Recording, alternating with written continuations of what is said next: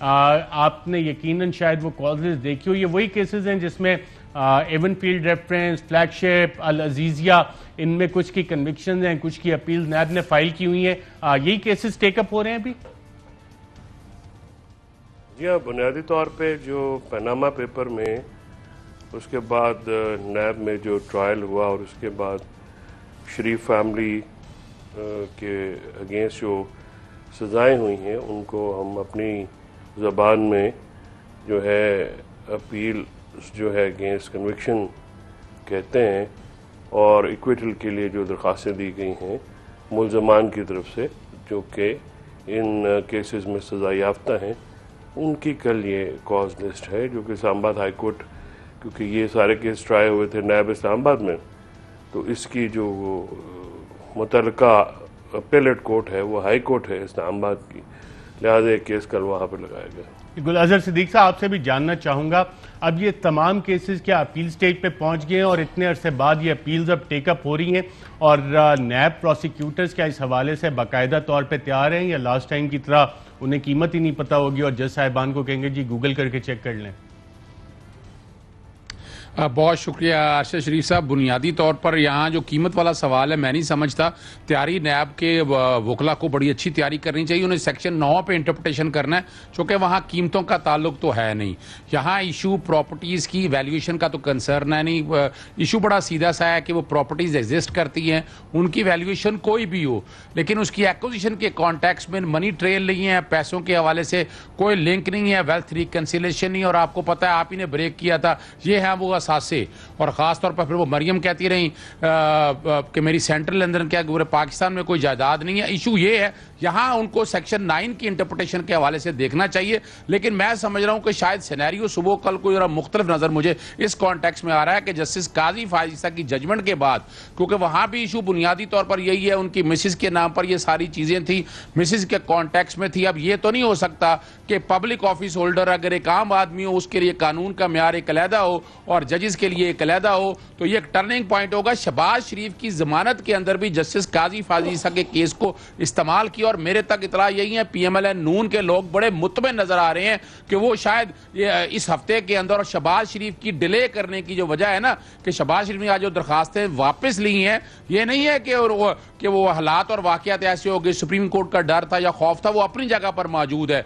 वो कोई उम्मीद लगाकर या उन तक कोई इतलात है ऐसी कि शायद ये अपीलें कुछ सेटिस्फाइड अनहोनी हो जाए, यानी उसूली तौर पर तो ये शायद कोई अनहोनी हो जाए, ऐसी बातें सुनने में आ रही हैं कि जिसकी वजह से शहबाज शरीफ ने भी अपना मामला जो है वो डिले किया है। वरना तो वो लंदन प्लान कतर से होते हुए उन्होंने लंदन जाना था, हालांकि उनका ग्रीन पासपोर्ट है, उनका डिप्लोमेटिक पासपोर्ट है, उसके लिए क्वारंटाइन की जरूरत नहीं है। तो हालात और वाकयात को इस तरफ चल रहे हैं, क्योंकि लास्ट डेट के ऊपर यह कहा गया था कि सरकारी वकील करना, और सरकारी वकील के कॉन्टेक्स्ट में जो अदालत ने ऑप्शन दी थी कि ख्वाजा हारिस ही को वकील क्यों ना कर लिया जाए। ख्वाजा हारिस बुनियादी तौर पर तो वकील है नवाज शरीफ के, जब वो एब्सकॉन्डर डिक्लेयर हो चुके हैं तो उनकी चॉइस का वकील तो हो नहीं सकता, और ना आ सकता है, ना अदालत मेरे ख्याल से ना दे सकती है। अब ये वो सवाल है सारे, अगर कल ख्वाजा हारिस को इजाजत मिलती है और ख्वाजा हारिस बहस करते हैं, वो एक अलग बात है कि कॉन्स्टिट्यूशनल या लीगल इश्यूज पे क्या बात होती है। मैं जो पॉसिबिलिटीज देख रहा हूं कि नैब के कॉन्टेक्स्ट में नैब को अपना केस पे फोकस ये करना है कि मनी यानी वैल्यूएशन की बजाय सेक्शन 12 की इंटरप्रिटेशन पे, जो अभी तक ना वो कौम को इस वाले से मुतमिन कर सके कि यहां पर एसेट बियॉन्ड मीन के हवाले से बातें आ जाएं। अगर आप स्पाउस के नाम पर प्रॉपर्टी हो तो वो ऑटोमेटिकली सेक्शन 9 के मुताबिक करप्शन कहलाती है। उसके लिए आपको करप्शन के सबूत नहीं देने, जो एंटी करप्शन लॉ था कि पैसे आपको निशान ज़्यादा नोट बरामद कर रहे हैं, को अकाउंट यानी आप ओनस उनके ऊपर था और ओनस में वो साबित नहीं कर सके थे। तो ये वो चीजें हैं, वो सारी जो कल रखनी है। लेकिन जो परेशानी वाली बात, जो बातें जो सुनने जा रही हैं, शायद कोई इंटरनेशनल एस्टैब्लिशमेंट का रोल या ऐसी बातें सुनने में आ रही हैं, हो सकता है ये गलत हो, लेकिन ये बातें अब सारी सामने आ रही हैं, और ये सुबह पता चल सकेगा कि कल ऊंट किस करवट बैठता है, अदालत इस सारे मामले को किस तरह करती है। पॉसिबिलिटी यही है कि मेरिट के ऊपर तो केस उनका नहीं बनता है, लेकिन हमारे यहाँ अदालतों में अनहोनी तो देखते रहे। जस्टिस काजी फाइसा के केस के बारे में भी बहुत से मैं अदालत के बारे में कोई कमेंट नहीं करना चाहूंगा। अजहर सिद्दीक साहब, अदालत ने तो मेरिट पे करना है, हम सिर्फ इसका जानना चाह रहे हैं आज कि ये केसेस हैं क्या, आप टेकअप हो रहे हैं और किस तरह से जाएंगे। फैजल जोहरी साहब, आपसे जानना चाहूंगा, एक इश्तिहारी उसके क्या मुकदमात सुने जा सकते हैं, और अगर पॉसिबिलिटी है कि सुने जा सकते हैं, उसको ये हक है कि जनाब उसके अदालत मुकदमा उसका सुने और वो अदालत के सामने सरेंडर नहीं करता? कानून इस बारे में क्या कहता है?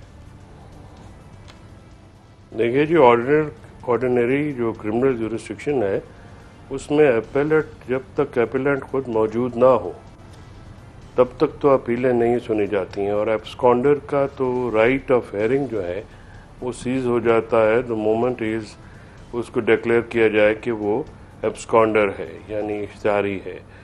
इस केस में भी जब तक मियाँ साहब खुद कोर्ट के सामने नहीं होंगे, मैं नहीं समझता कि उनकी अपील पे कोई जो है प्रोसीडिंग वो आगे बढ़ सकती हैं। एब्सेंशिया में सज़ा हो नहीं सकती है, ये एक सेटल प्रिंसिपल है, और पाकिस्तानी अदालतें भी जो हैं इसकी कायल हैं। तो मियाँ नवाज शरीफ ने जब पिछली खुद को इस लंदन में इलाज के लिए वो गए, और जो कि आज तक नहीं हुआ किसी भी तरीके से या किसी भी पहले बहाने से वो चले गए, तो नवाज शरीफ साहब की जो अपील है वो तो नहीं सुनी जा सकती है। उसके लिए मेरी जो राय है कि उसका तो कल एक साइनाइड एडजर्नमेंट हो सकता है, यानी जब तक वो वापस ना आए, सरेंडर ना करें, तब तक अपील जो है वो एडजर्न भी हो सकती है। बहरहाल अदालत जो है वो क्या करती है, अदालत के जजेस जो हैं वो फैक्ट्स को, केसेस को देखते हुए केसेस की नौयत को ज़्यादा बेहतर तरीके से समझते हैं और तरीके से उसको अपने डील करेंगे।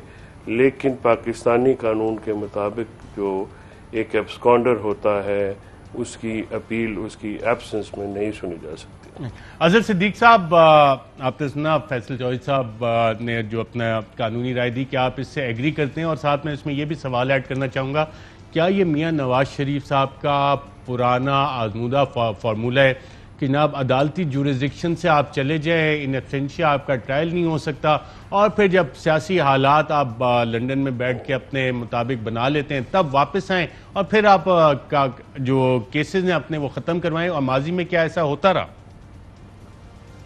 अरशद शरीफ साहब, तारीखी बात अगर आपको याद हो कि 1999 के अंदर जो हुदैबिया का केस था, हुदैबिया का केस 2000 में रेफरेंस दायर हो गया था, अटक में समात होती रही, और 2000 में ही वो मुल्क से बाहर चले गए और सेनेट आई अर्जर्न हो गया था उस रेफरेंस का, चूंकि ट्रायल इन एब्सेंशिया नहीं हो सकता। और वो स्टार्ट उन्होंने कब किया?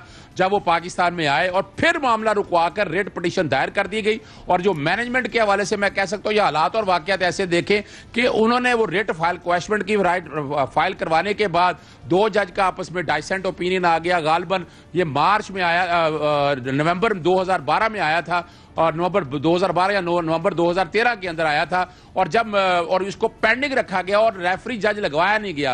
रेफरी जज जब लगा तो इन्होंने बाकायदा, जब खुद इख्तिदार में आ चुके थे उस वक्त नसीर भुट्टा साहब एडिशनल अटॉर्नी जनरल मौजूद थे, रिपोर्टेड जजमेंट है, और उन्होंने बड़ा वाज़ेह तौर पर कहा था कि बाकायदा जो है ट्रायल को यानी प्रोसीडिंग क्वैश कर दी जाए और री इन्वेस्टिगेशन ना हो। ये उनका नसीर भुट्टा साहब का बयान रिकॉर्ड के ऊपर मौजूद है, इसमें तो कोई शक नहीं है कि तारीखी तौर पर वो इसी तरह करते हैं। और यहां भी उन्होंने, यहां उसूली तौर बीमारी का मसला नहीं था, अगर अपील में उनकी मौजूदगी में मेरिट पर सुनी जाती तो अपील तो अगर ग्राउंड देखा जाए बड़ी वैलिड ग्राउंड है, यानी जो जो जो जो फैसला किया है नैब कोर्ट ने वो सेटिस्फाइड होने के चांसेस कोई नहीं है। लेकिन वो बुनियादी तौर पर डिले करने का मकसद उनका यही था कि वो प्रॉपर टाइमिंग और हालात और वाक़यात असर देख के ये तारीखी तौर पर वो चले आ रहे हैं। और जहां तक दूसरी बात है, जो कि ट्रायल इसमें हो चुका हुआ है, ट्रायल के बाद अब ये ट्रायल इन एब्सेंशिया नहीं हो रहा, ट्रायल इन एब्सेंशिया तो नहीं, ट्रायल तो कंप्लीट हो चुका, अपील है। अपील इन एब्सेंशिया मेरी जाती राय के मुताबिक कुछ जजमेंट से हवाले से गालबन मौजूद है, और अदालत ने वो प्रोसीडिंग क्या किया, उनको एब्सकॉन्डर डिक्लेयर किया। एब्सकॉन्डर डिक्लेयर करने के बाद उसके आगे अब प्रोसीडिंग चलनी है। अदालत ने अब बैठकर ये तय करना है कि एक जानबूझ के बंदा नहीं आ रहा तो क्या ये अपीलेट प्रोसीडिंग में वो खुद अपना राइट खो रहा है, यानी मुलजम जानबूझ कर नहीं आ रहा, खुद पेश नहीं हो रहा, वो अपना राइट खो रहा है। तो मेरी जाती राय के मुताबिक शायद ये हाईकोर्ट, इस्लामाबाद हाईकोर्ट कोर्ट ये अपीलें सुन सकती है, इसीलिए वो क्वेश्चन रखा उन्होंने कि ख्वाजा हारिस को वकील किया जा सकता है या इसमें नैब की तरफ से बात आनी है, क्या जो वकील और नवाज शरीफ की चॉइस का दिया जा सकता है। मेरी जाती राय के मुताबिक तो चॉइस का वकील दिया ही नहीं जा सकता। जो आम अदालतों में होता है, आम सा वकील 2000-3000 जो स्टेट काउंसिल के तौर पर वकील पेश होते हैं और आम से वकील होते हैं, यानी स्टेट काउंसिल के तौर पर तो करोड़ों या लाखों रुपए की फीस का वकील नहीं किया जा सकता। यहां तो ख्वाजा हारिस तो आ भी जाएंगे और फीस यकीनन नवाज शरीफ ही पे कर देंगे। तो ये मामले देखने हैं। मेरी जाती राय के मुताबिक यानी हाईकोर्ट शायद ये अपीलें सुने और वकील की चॉइस के हवाले से अब सवाल पैदा होता है ख्वाजा हारिस को देती है या कोई और वकील सामने आती है। यानी ज़हनी तौर पर इस वक्त वो तैयार हैं गालबन कि उनकी अपीलें सुनी जाएं। असूली तौर पर तो चाहिए यही कि हालात और वाक़यात ऐसे बनाए जाए कि नवाज शरीफ को मजबूर किया जाए कि वो पाकिस्तान आए।